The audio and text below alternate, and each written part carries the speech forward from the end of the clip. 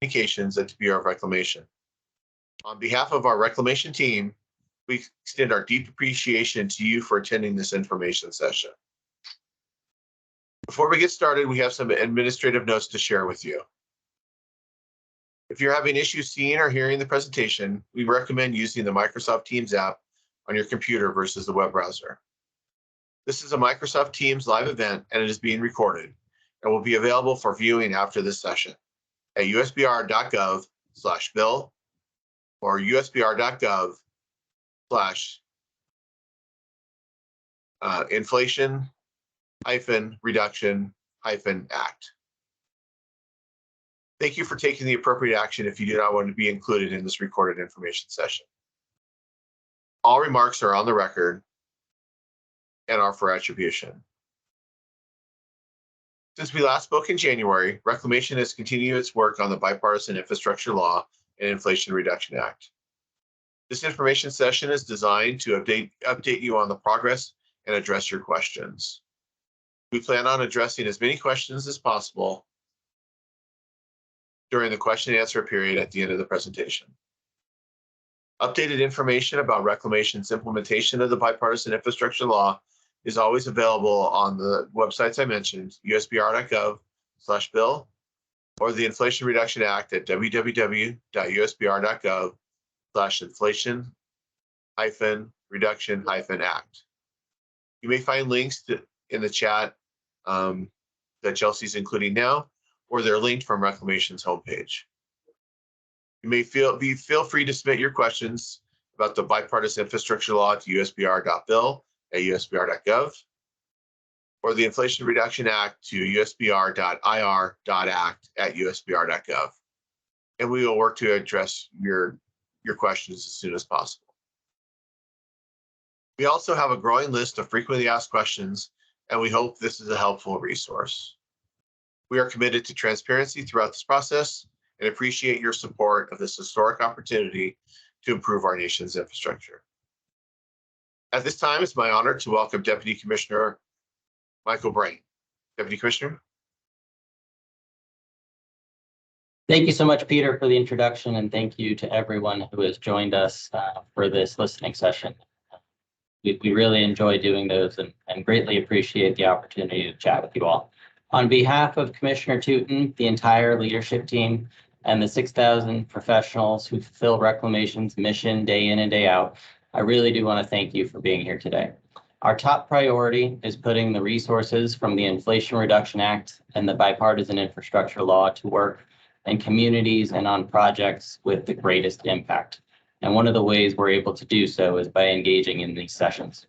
We're committed to ensuring that these investments will deliver meaningful results. We recently marked the 18-month anniversary of the Bipartisan Infrastructure Law, and I'm proud to share that in that time, Reclamation has allocated $2.5 billion to 369 projects. I've been privileged to get out to see more than a dozen of those projects, and it's great to see progress towards achieving resilient water supplies and providing modern water infrastructure for our families and communities. I'll turn it over to my colleague, Matt Massieri, who, along with our colleague, Beth Hughes-Brown, leads our BIL implementation team. Thank you again for joining us today, and we really do look forward to our continued partnership. Thank you, Deputy Commissioner Brain, and thanks, Peter, and good morning, everyone. I'm again Matt Massieri, and I work in the operations group at Bureau of Reclamation, and I co-lead Reclamation's implementation of the BIL together with Beth Hughes-Brown in our budget office. Thank you to everyone also for dialing in and staying engaged in our implementation of the BIL and the IRA. There are two sessions today, one for tribes and one for stakeholders organizations. They're both open to all, and each session will start off with updates on BIL and then we'll transition into IRA. These sessions are part of what makes the BIL and the IRA legislation effective, because your communities are why Reclamation builds, funds, or operates the projects and the programs that we'll discuss today. As with many big initiatives, we've established teams to help us implement BIL and IRA. And so we'll start off with the BIL team, hand over to the IRA team, and acknowledge that there's some overlap between the two. We'll also draw on those team members when we take your questions, as they're on the call with us today as subject matter experts. So without further ado, we'll head into the slides. Today we'll do an overview, a recap of our BIL allocation, where we're at today, the implementation backdrop for our implementation of the BIL. We'll go over a few of the projects and programs that are at work in 2023. We'll summarize some of the funding opportunities that are open, closed, and still to come, and then we'll take your questions and answers. Next slide, please. So you've seen this slide before if you've dialed into any of our previous information sessions. This is basically, this slide is meant to give us basically the what and the how of Reclamation's BIL implementation. It shows in each row the different sections of the BIL and the associated program and funding associated with each of those parts of the BIL. We try and cover the types of recipients in general. There's a little bit more to it than this, but these are the general themes of how we are implementing the BIL. And we have that also on our website. Next slide, please. So if the last slide was the what and how, this map shows the what and where of our BIL implementation to date. It's also online. We update it every few weeks as BIL selections roll out and are announced. And it's the work product of our geographic applications group within Reclamation's Technical Service Center in Denver. Next slide, please. I'll hand off to Beth Hughes Brown in our budget office. Good morning. I want to talk a little bit about our funding and how it's getting out the door. We have allocated, as Matt said, $2.5 billion with a B dollars of the BIL for specific projects. Does that mean that the money is actually out the door on contracts or on grants? Not quite. There is a lot still to happen when you've allocated that funding. You have to do what's called execution. Execution involves a number of things. For aging infrastructure, for example, our biggest program, you have to set up repayment agreements, contracts with the recipients of that funding, because that is mostly reimbursable funding. For financial assistance, you have to set up agreements with them as well. They have to go through a strict process of making sure that they've crossed all their T's and dotted all their I's. Similarly, for contracts, financial assistance as well as contracts, they have to go through a very rigorous process. And of course, we have to make sure that after contracts are let or after grants are let, that we follow up and make sure that folks are spending the money appropriately with using what is in the BIL itself in terms of what's called purpose, using it for the purpose for which the money was appropriated, and make sure that we are once again ensuring that things are done as legally as possible. Just when you look at that nice big chart there, and you're looking at how much of that 2.5 billion breaks down, aging infrastructure, as I mentioned, is the biggest one. Of the 8.3 billion that is in the BIL, 3.2 billion of it overall is appropriated over the 5 years for aging infrastructure.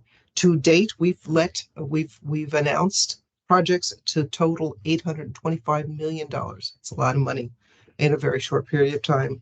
Also, rural water, which is the next big bunch there. You see it in kind of a mauve color, or is it mauve? Great debate there.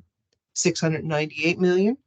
And you see water recycling there for 310 million. That's an older project that's been around for a long time, program, as rural water has as well. They've been around for a long time, but of course, BIL has given them a major infusion of cash. And Water Smart grants, 217 million so far. Next slide, please. Here you're talking about the number of projects for each of these subcomponents for each of these programs. 369 in total. A couple of these programs, rural water I mentioned, and storage programs and things like that, they will continue to get funding year after year because there's a limited number of projects that can receive allocation under the requirements of the BIL. So some of those are recurring, as I mentioned, And so what you're looking at here, a lot of it has gone out the door into water smart grants and then aging infrastructure and so on. All 17 Western states have received funding. If you remember uh, can you just go back to slide number 4 just for a quick second there? There you go. So that's where all that money has landed. And you see the dots are colored coded to see where it has landed. And of course, it is mostly where we have drought, which is, of course, the purpose of one of the main purposes of the BIL. Go forward again, please, to slide 6. Thank you. Isn't it nice to have people that can do that? And so what you're looking at here is the great number of, especially those grants that have gone out the door. And as I mentioned, there's a lot of work when it comes to execution of those things. So that's the stage we are at with a number of these programs right now. Next slide, please. The next slide has to do with what we're talking about in terms of primarily the grants. A lot of our programs are grants programs, and we have more than a dozen funding opportunities, NOFOs, notice of funding opportunities, that we've already issued to date. Still more coming, June, July. A lot of things are going to be hitting the press. So if you are one of those folks, as everyone is, who is interested, as a lot of you are, or who is interested in grants, please follow the website. You'll see that information at the end of this slide deck that is on the Water Smart web page. Sign up for what it is you're particularly interested in receiving information about. They do a bang up job of making sure that you get the information you need that is broken down by what it is you need to see. So you'd be very well advised if you're at all interested in any of our grants programs to sign up for that website. And we will get to that in just a minute at the end of this slide deck. I'm going to segue to my colleague, Sherry Looper, who is the Reclamation Drought Coordinator, who's going to tell you more about the Water Smart projects and those notices of funding opportunity. Sherry, thank you. Hi, good morning, everyone. So as you can see here on the slide, we have several funding opportunities that are available in 2023. On the slide here in particular, we have 11 funding opportunities, 10 of which are through the Water Smart program. And then we have one at the bottom here, that's our small storage program. That's ran through our policy and program office. And through these 11 different funding opportunities, there is a wide variety of different project types that applicants can apply for, anywhere from ecosystem restoration projects to cooperative watershed management planning programs, recycling projects, drought resiliency projects, which will help communities build long-term resilience to drought. And then our water and energy efficiency grants for water conservation and water energy type grants. We have the dates on here, which are anticipated posting dates, the months and the years. So you can see that this summer is going to be a very busy time for Water Smart grants, with a lot of these opportunities coming to you this month in June, as well as in July and August. The small storage program, it'll be a second application period through the BIL funding, and that will be posting sometime in the late summer, early fall of 2023. So dozens and dozens of bill-funded projects are in the active stages of implementation. We have been lucky enough to break ground on several projects, including new infrastructure and piping projects, groundwater recharge projects. And then on the slide here, we are highlighting one of our Title 16 projects that broke ground in May of 2023, so just last month. And that is one of our Title 16 programs that was able to break ground for the water recycling. Reclamation does also participate with the Department of Interior on our ecosystem restoration program, which was authorized under bill. And so if you want more information on that, please make sure to ask some questions in the chat, and we'd be happy to get back to you with information on that program. Next slide. So through the BIL funded projects and the funding opportunities that we've been able to put out using bill funds, we have had a really strong participation from stakeholders and an increase in application responses. So for example, depending on the Water Smart program through BIL, we have seen an increase anywhere from 20 to 40% in the number of applications coming through for Water Smart projects. So that's encouraging to see. And then we just wanted to point out that all of our Water Smart funding opportunities are open to tribes. So we would highly encourage everybody to talk with your Water Smart coordinators. Our information is on the website, which I believe at the end of the slide deck you'll be pointed to. And we're always happy to meet with anybody to talk about our programs and where your infrastructure needs may best fit within the Water Smart funding opportunities. At this point in time, I'm going to hand it over to Carrie DeRoll, who is from our Policy and Program Office. Thanks so much, Sherry. Good morning, everyone. It's great to be here with you all. I'm Carrie DeRoll. I work in Reclamation's Policy and Programs Office. And what we'll be talking about today here is the Aging Infrastructure Account. So the BIL provided truly a once-in-a-generation investment into Reclamation's Aging Infrastructure Account. We use those funds to fund extraordinary maintenance activities. And Reclamation has an application process to review submitted requests for the funding. And to date, as Beth mentioned earlier, over $820 million of this aging infrastructure funding has been allocated across 125 projects. And I would encourage you to view those allocations on Reclamation's BIL website. As seen in this photo, the BIL has provided over $12 million in aging infrastructure funding for the New York Canal in Boise. This will be used to analyze and implement a lining, which will greatly improve safety where the canal passes through heavily urbanized areas, along with conserving water currently lost to seepage.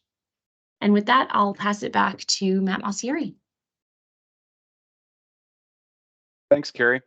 So we want to make sure that you don't leave this call with the impression that these information sessions or our website are your only source of BIL information. You can have it delivered right into your inbox when new opportunities roll out, and you can customize it to your area of interest. This form is on our webpage. You also have our BIL team has a member in all of our regions. And so those relationships and those points of contacts are still key to our BIL implementation and our ability to implement the programs together with you as our tribal stakeholders and points of contact. So please keep using those tools. With that, I'll hand off for the next slide to our mission support organization, where we have dialed in for us Heidi Morrow, who's the director of our MSO.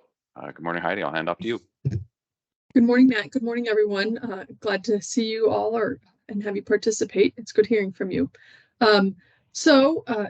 There is, under the bill, there was a requirement for Buy America. And this requirement was implemented for financial assistance programs related to infrastructure. So this slide here lists the programs that we believe are covered by the Buy America provisions, which requires that manufactured goods, and construction activity be manufactured here in the United States. And as a reminder, for those of you that do have 93-638 contracts, those are exempt from the requirements of Buy America, as well as any awards that involve non-construction, including research and development and planning activities, are also exempt from Buy America. And as I stated, any award that involves construction, replacement, or repair of infrastructure must comply with these requirements unless a waiver is granted. So with that, let's move to the next slide to talk a little bit about waivers. These are the current approved and pending waivers that Reclamation has related to Buy America. The one that is currently out for comment for the public is open and closes today. So if you have not, I encourage you to go look at that waiver, and I will post the link for where that is here as soon as I'm done talking. And that's our Water Smart General Applicability Waiver, open to some of the programs there that are related to infrastructure, and it's applicable for a year, I believe. A few of the approved waivers is any grant of below $250,000 that has infrastructure related, does not have to comply with the Buy America requirements. And any grant that has 5% of the project costs, up to a max of $1 million that are associated with infrastructure, do not require compliance with Buy America. And then we've got a couple AMI water meter product waivers for San Clarita and the city of Rialto. If you do get a grant and you are interested and don't think you can meet the requirements of Buy America, your first point of contact is your grant officer technical representative. And if you're interested in one specifically for project waivers, there is a requirement to do some market research to make sure that that's something that's not here and can be manufactured here in the United States. And with that, I'll turn it back over to Matt and the next slide. Thanks, Heidi. So the Colorado River Basin is a major focus for reclamation in any year, but during the current drought, it's of particularly special emphasis for our leadership and all across the organization.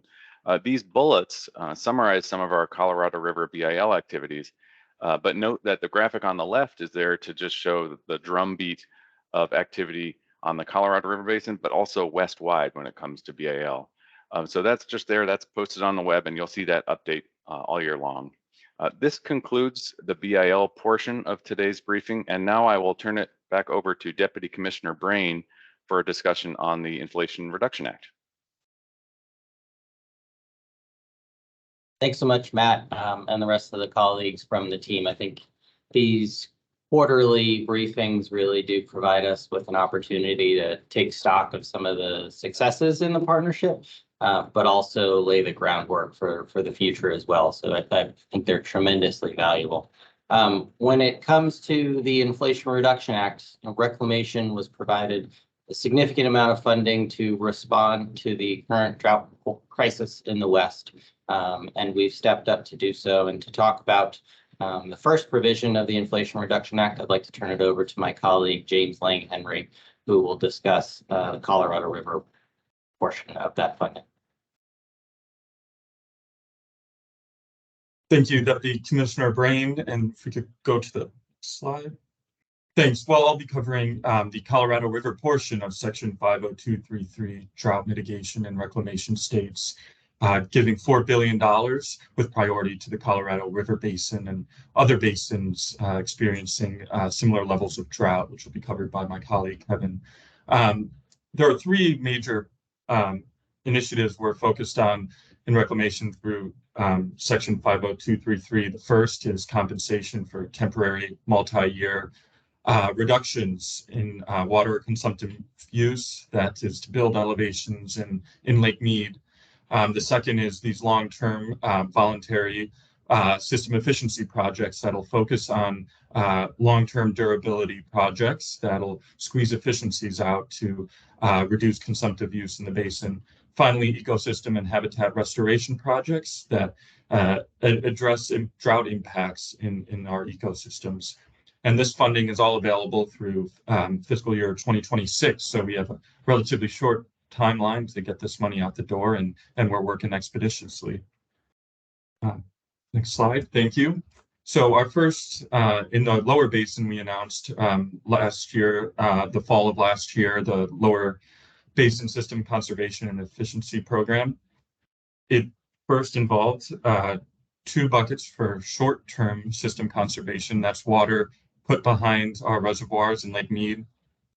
We have 3 different set prices. This is a set fixed price for that volumes of water, $330 for an acre foot under a 1-year agreement, and that price increases up to $400 for a 3-year agreement.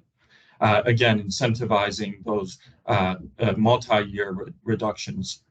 The second is instead of a set fixed price, we allowed proposals to come in with an economic justification. There's many impacts to the communities that have to forego this water, and so that economic justification was required along with the same criteria about duration and amount under bucket A. And so if we go on to the next slide, we'll turn to our longer term system efficiency projects. This funding opportunity in the lower basin is currently open and open through July 19th, and we encourage everyone to look into the program and apply. This is focused on long-term system conservation. Again, squeezing out efficiencies. You see the graphic on the right is an example of drip irrigation, and where if someone was to propose a drip irrigation that was to reduce the water orders on their farm per se, then Reclamation would share in those benefits. So that half of that water would end up in Lake Mead, and half of that would go back to the district. Other examples of projects that could be used under this bucket too would be gate monitorization, re-regulating reservoirs, water metering, or any agricultural improvements. So our criteria will be focused on, again, how much that volume of water is, how long that water, how the duration of those savings, and then also the cost. So those are the big ticket items that we'll be looking at. Next slide, please. Just as in the lower basin, the lower basin has been a little ahead of the upper basin in terms of getting these programs out, but the upper basin system efficiency and conservation programs are coming out soon. We have already entered into funded $125 million through 2026 to the Upper Colorado River Commission to engage in those short-term water savings through 2026. Again, this 2026 year keeps coming up because that is the expiration of our current record of decision for the Colorado River Basin. And so we want to make sure that we continue to protect our critical elevations until then.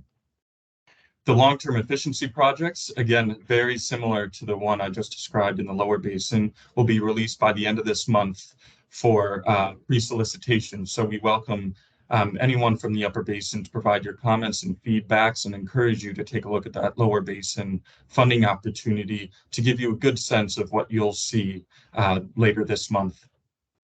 And then, so that finishes off our Colorado River portion of Section 50233. I'll turn it over to Kevin to discuss our work in other basins.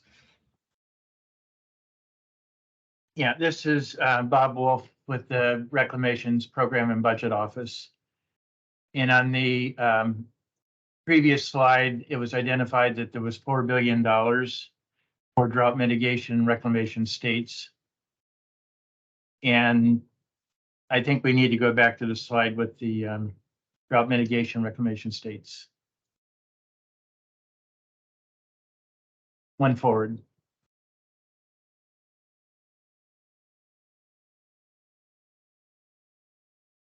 And it has the priority given to Colorado River Basin. So James has done a great job of identifying some of the major accomplishments in the Colorado River Basin, and then the status of some of the ongoing activities. We'll move forward to this slide that we were on before with the map of the western states. So we're in the process of developing a program for the other basins that have comparable level of drought. So it's something where, understandably, the focus was initially on the Colorado River, and the priority in both the statute and the need to do something immediately there. But we are developing that program. It'll be a portion of the $4 billion, and the funds will be available through 2026. So we're going to try to get moving quickly on that now that we have gotten forward on some of the Colorado River issues. Next slide on the Inflation Reduction Act is a separate provision on domestic water supplies. This one has $550 million that's available through 2031. And it actually allows up to 100% of the cost of planning, design, or construction of water projects that provide domestic water supplies that do not have, to communities and households who do not have access to domestic water supplies. That program is under development. It is a new program, so it requires a thoughtful approach, but we have recently announced an allocation of $5.5 million to the 4 U.S. territories that would be eligible for the program. Next slide is on canal improvement projects. This one also has funds available through 2031 in the amount of $25 million. And we do plan to issue a funding announcement for that in late summer of 2023. And then the final provision in the Inflation Reduction Act that applies to reclamation is on the next slide, the emergency drought relief for tribes. And that is $12.5 million for federally recognized tribes in the 17 western states. It also adds in the statutes impacted by reclamation water projects. So this is a provision where we were very fortunate in getting $10 million through our reprogramming in 2021 and $10 million in supplemental emergency appropriations in 2022, where we have been working with tribes to allocate those funds. This one has different statutory background, so we're looking at that very closely, but I think we have some best practices that we've learned through those other two announcements, and I think that will be taken into consideration in developing the final solicitation for proposals, which is expected to come out this summer. And with that, I will turn it back to Mike Brain. Thank you very much.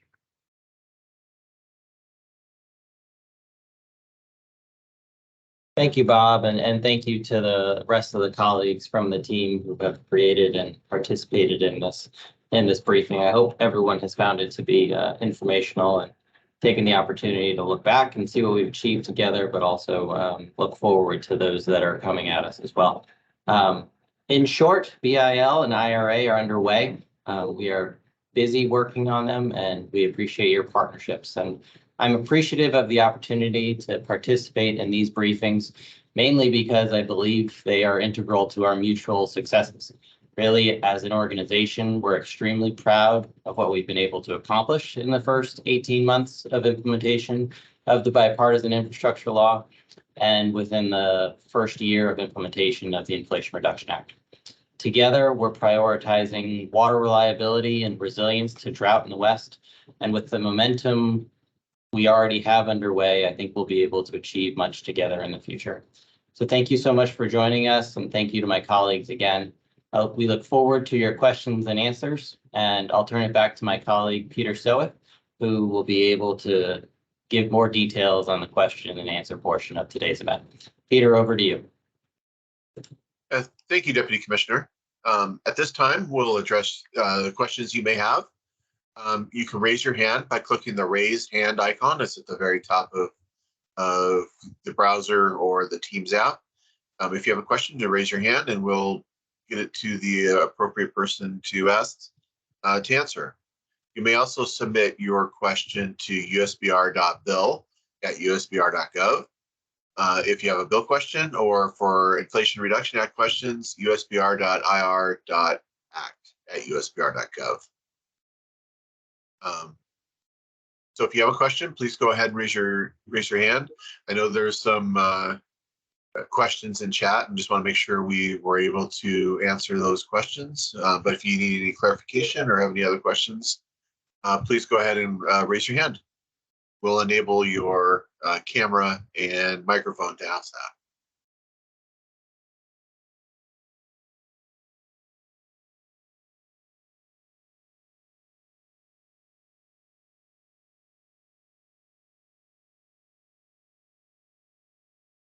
Just checking to make sure to see if there's any questions.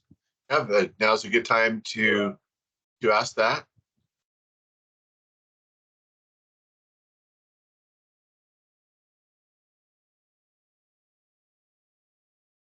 We have Garrett Altman. Garrett, you can unmute yourself and turn on your camera and ask your question. Please let us know who you represent today.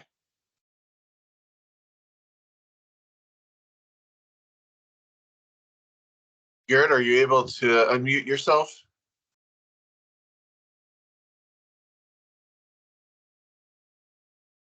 Peter, to jump in, I don't see Garrett's able to mute himself, but he did post a question in the chat. Perhaps we could address it.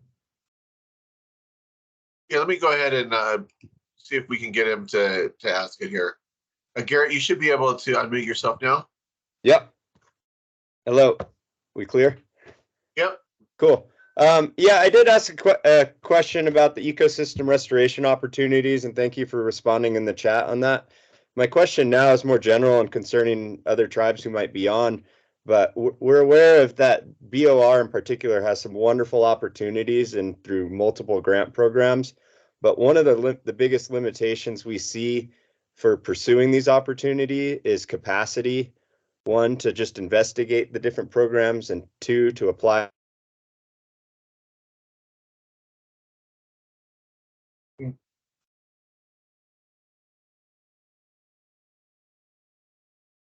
Garrett just froze. Sherry, are you able to address some of those programs?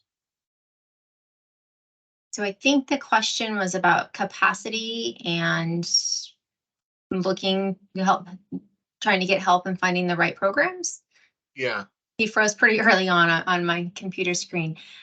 So we do work with our Native American Affairs office. We are working with them to increase our outreach for the tribes and getting information to them about the Water Smart programs. And also we are happy to set up any sort of technical meeting with the tribes to help them understand the criteria within the funding opportunities and help point them in the direction of how to write strong proposals. So we're looking forward to increasing that outreach with the Native American Affairs Office.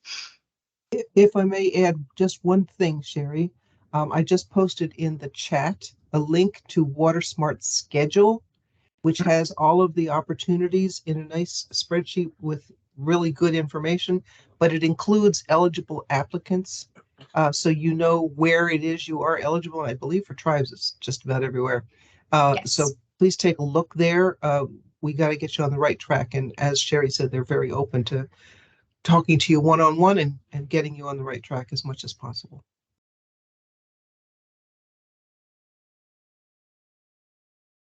We have a phone number who had asked a question. I just allowed you to unmute. 541-891-7231. You can unmute and ask your question.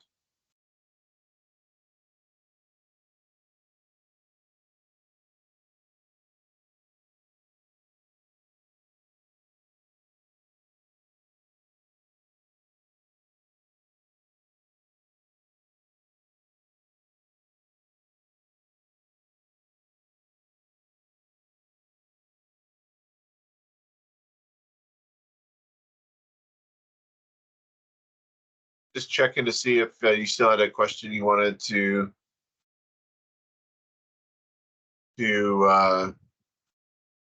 ask. I think if you hit *6, you'll unmute yourself. Okay, am I coming through now? You're coming through now. Great. My apologies. I am commuting between ranches. Ken Sandusky with the Modoc Nation. Again, I apologize if I missed this, but I'd like to echo the feedback about kind of just capacity assistance and effective, active communications. There does seem to be a bit of a breakdown from my perspective in kind of, just active back and forth between the Bureau and the tribe. But specifically, my question is related to NEPA planning, specific to Sage Step Enhancement Juniper Reduction, which would be a groundwater and surface water quantity and quality project. So can we apply for money to do landscape scale NEPA?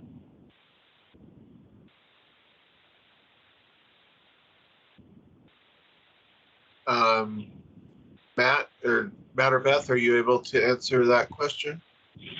Sure. I will not try to answer the specifics on the project merits. I'll just say this, and this is, you can see this in the chat, and we've mentioned on this call. We have the local points of contact to help us sort of many hands make light work in terms of figuring out eligibility and assisting tribes at the local level. So I would definitely use, there's a Native American Affairs point of contact for reclamation for your region. There's also Water Smart program coordinators in each of the regional offices and sometimes in area offices as well.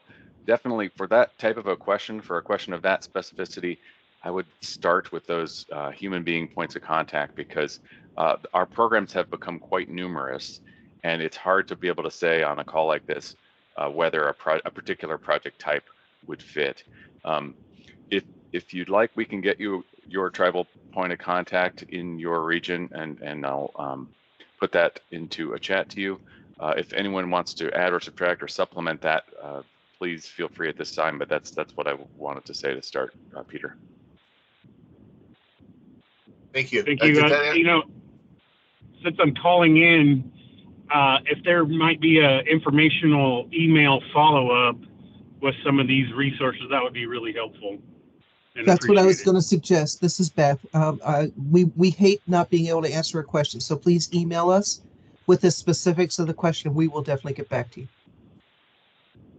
Thank you. And also just dropped in the chat, and we can, once you email it, we'll get that link to it. Our Native American and International Affairs Program Manager, Jeff Morris, put the link to our Native American Affairs page, and they can have the links there too. But if you reach out, as Beth suggested, we'll get back to you as soon as we can. Garrett, thanks. I know you're having some technical issues. What I would recommend is the same thing, is to reach out to your local contacts and see it from there. Sherry, do you know if the technical assistance funding is available without cost share? And Jeff, are you able to respond to that also? Sherry, start with Sherry. I was actually just getting ready to respond to Garrett what his email is, because I'm not aware of what that $200,000 is for pursuing Water Smart grants for technical assistance. So I'm hoping maybe Jeff, do you have? Yeah, so I think there's a little bit of confusion. So our BOR, Technical Assistance to Tribes program, we do have it. It is kind of a grant program for up to $200,000. Depends on the year and the announcement. That amount can change. It can fluctuate. And it is no cost share, but it is not combined with our Water Smart office or other programs in reclamation. That's just our Technical Assistance to Tribes program, and the cost share is waived for that specific program, which has not received bill funding, bipartisan infrastructure law funding. Hopefully that answers your question, Garrett. And I'll put my name and email address in the chat, so you can email me if that doesn't answer your question.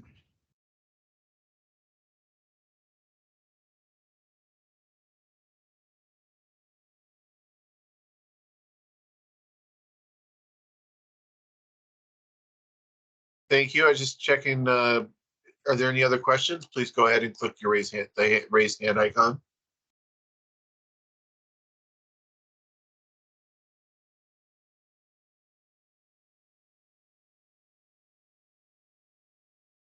Just one more last opportunity. If you have a question, please raise your hand. Okay.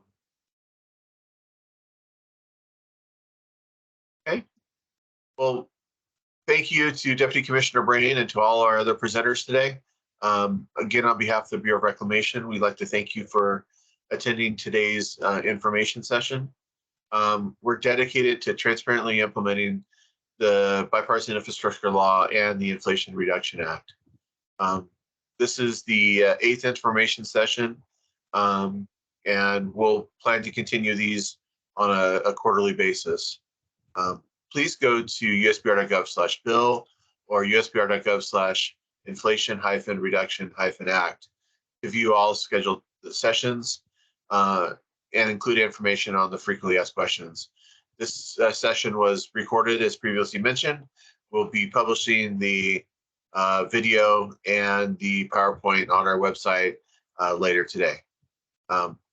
Also, you can also send an email to usbr.bill@usbr.gov or usbr.ir.act@usbr.gov for specific questions or to get connected with a local person. Appreciate your time and effort in being with us today. Thank you, and enjoy the rest of your day. Thank you.